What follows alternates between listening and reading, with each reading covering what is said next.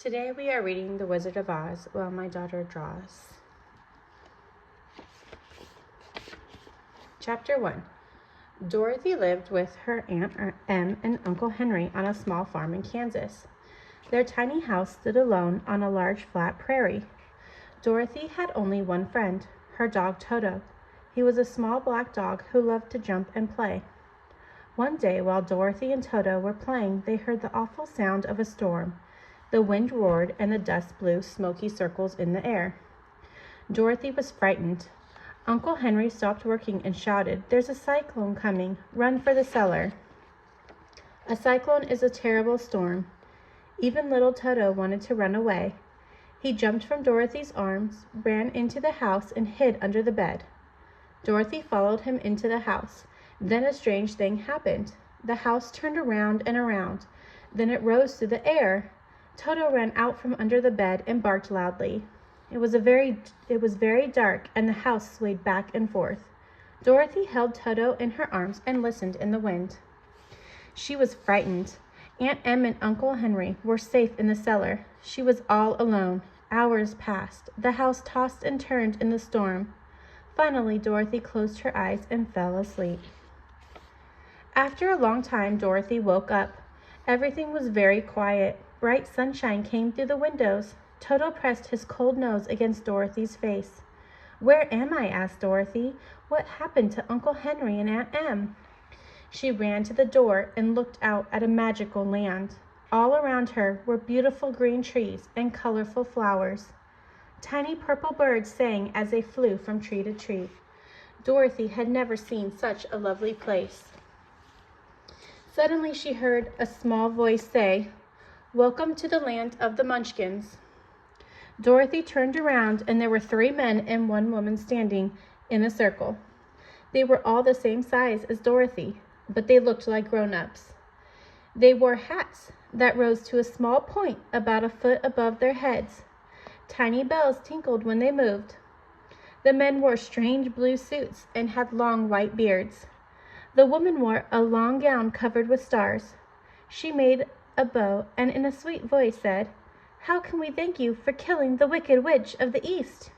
You have set us free." Dorothy was shocked. "There must be some mistake," she said. "I have not killed anyone." The tiny woman pointed to the house. "Look, your house landed on the witch. Those are her feet sticking out from under a block of wood." "Oh dear," cried Dorothy. "I'm so sorry." "There is nothing you can do," said the woman. "She was a very wicked witch, and she made the Munchkins slaves for many years. Now, thanks to you, we are free." "Are you a Munchkin?" asked Dorothy. "No," answered the woman. "I am the Good Witch of the North." Dorothy had never heard of a good witch, but the kind woman explained that Dorothy was now in the land of Oz. In the land of Oz there were 4 witches. The witches who lived in the north and south were good witches, and the people loved them. But the witches who lived in the east and west were wicked. "Now you have killed the Wicked Witch of the East," explained the gentle woman. "There is only one wicked witch still alive." Now Dorothy understood. She was happy to have helped the Munchkins, but she wanted to return to Kansas and see her Uncle Henry and Aunt Em. The Good Witch and the Munchkins had never heard of Kansas. Dorothy was a long, long way from home. She began to cry. She felt very lonely in this strange land.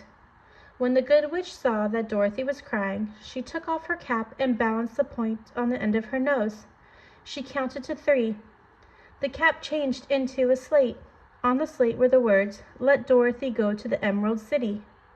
Dorothy dried her tears. "You must go to the Emerald City. Maybe the Wizard of Oz can help you," said the Good Witch. "Who is the Wizard of Oz?" asked Dorothy. "He is a great wizard," answered the Good Witch. "He is more powerful than all of us put together. He lives in the Emerald City. Only he can help you return to Kansas." "How can I get to the Emerald City?" asked Dorothy.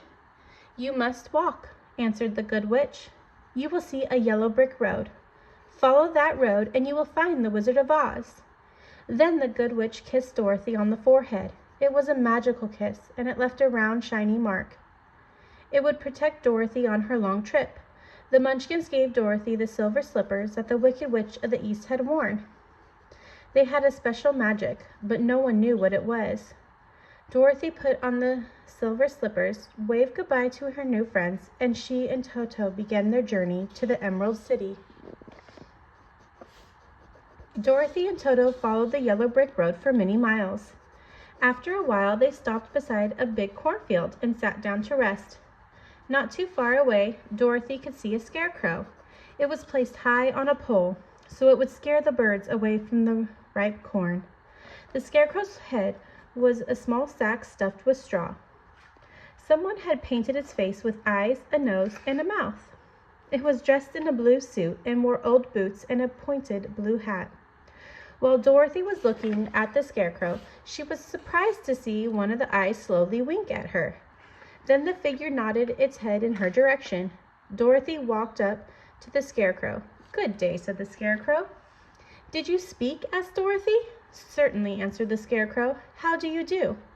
"I'm pretty well, thank you," replied Dorothy. "How are you?" "I'm not feeling well," said the scarecrow. "This pole is stuck up my back and I can't get down." Dorothy reached up and lifted the figure off the pole.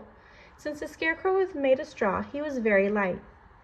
"Thank you very much," said the scarecrow. "I feel like a new man." All of this seemed very strange to Dorothy. She had never seen a stuffed man who could walk and talk.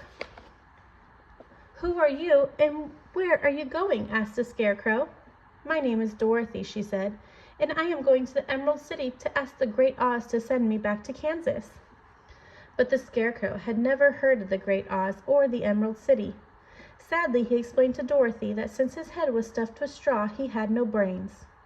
Dorothy felt very sorry for the unhappy scarecrow. "Do you think," he asked, "that if I go to the Emerald City with you, the Great Oz will give me some brains?" "I cannot tell," she answered, "but you may come with me if you like.